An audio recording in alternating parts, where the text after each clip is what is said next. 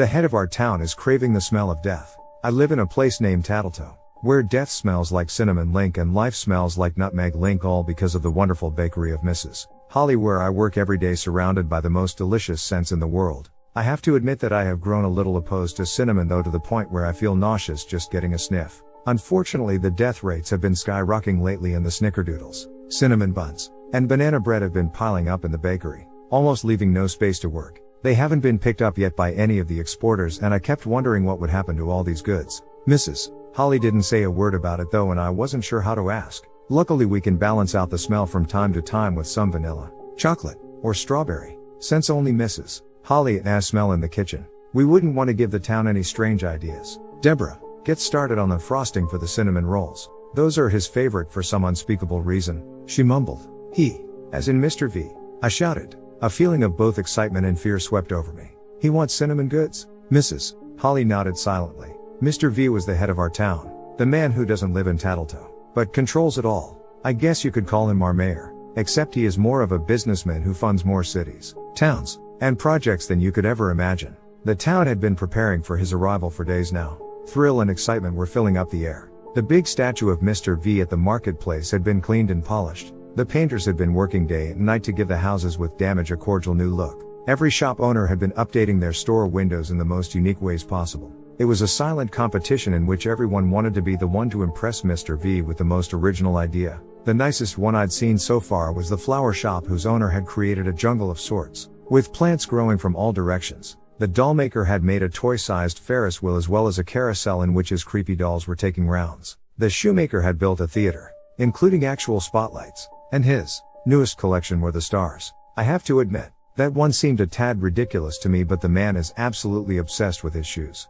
Mrs. Holly and I had been baking new creations and were experimenting with different flavors. I figured that she was making new goods because the committee commanded her to. They always want to impress Mr. V. However, hearing that he asked for something cinnamon flavored was odd to say the least. I've mentioned it before, but cinnamon only has one specific purpose in Tattletale, and that is associated with burning corpses. I figured that the goods get shipped to some bakeries or shops around the country afterward. Hearing that Mr. V likes to indulge in them made me think there might be even more to it. If he ate them, they couldn't be so dangerous after all. The whole time we were baking, she stayed silent. We had grown closer. In the time I worked here, and in a way it was like being with my own grandmother. This day was different though. She was cold and distant, and I was afraid to push her nerves. Asking dumb questions could cost me more than some bruises with the current climate. Nobody had real answers to the cause of an increase in death lately. Some whisper they were suicides. Others say they asked the wrong questions or stopped working. Unfortunately, burnouts are taken far too literally in our town.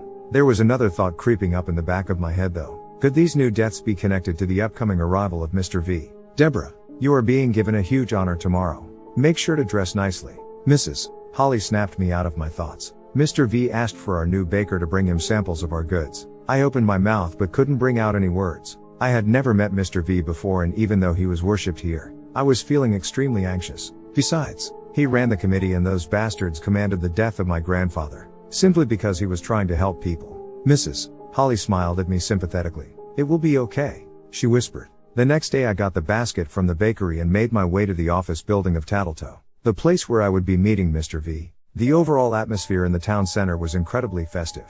The decorations looked even better than yesterday, and workers were arranging benches and tables for the upcoming beer festival tomorrow. A tradition to lift the spirit of the townspeople and a way to forget about the smell of cinnamon for a while. I took a deep breath and walked towards the office building, where one of Mr. V's employees let me inside. I followed him upstairs as he guided me towards the room where Mr. V was awaiting me. Inside the room I saw him. He hadn't changed a bit since his last visit. Dressed casually but still radiating a sense of power. In the back of the room was another person though. Someone I had never seen before and who didn't match either the Tattletale aesthetic nor Mr. V's employees. It was a young man. His dark hair looked messy. He had a bruise on his eye and on his arms. He wore a black shirt with some holes in it, and there were stains on his jeans. Oh, don't pay attention to him.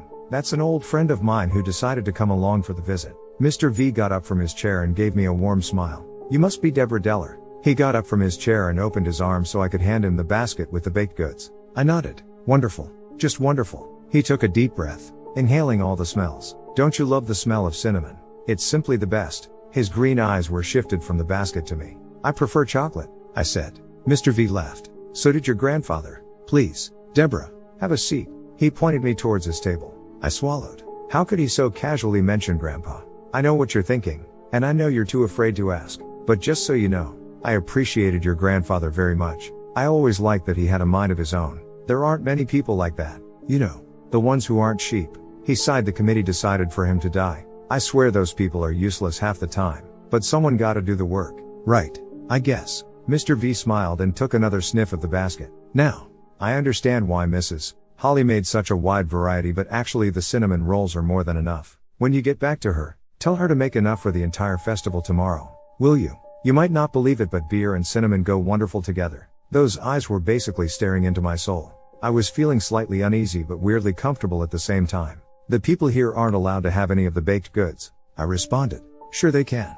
There's nothing wrong with the cinnamon except that it smells like heaven. Or hell. I guess it depends on your definition, he said as he raised his eyebrows. I wasn't sure what to say or why I was still here. It didn't look like he was gonna eat any of the goods. He just kept smelling them. Mr. V smiled again. I know you are a smart girl, and I assume working with Mrs. Holly has given you quite some new impressions of this town, so I feel like I can be honest with you. I want to use the cinnamon rolls for a little experiment, so you can see if the people will break the rules and burn even more of them. I blurted out. My heart was racing at this point, but for some reason I couldn't keep my mouth shut anymore. Mr. V didn't look angry though. He just shook his head. It shows me their preferences. Cinnamon means death, and I want to see how many of them will happily indulge in the rolls. There's nothing wrong with them, though.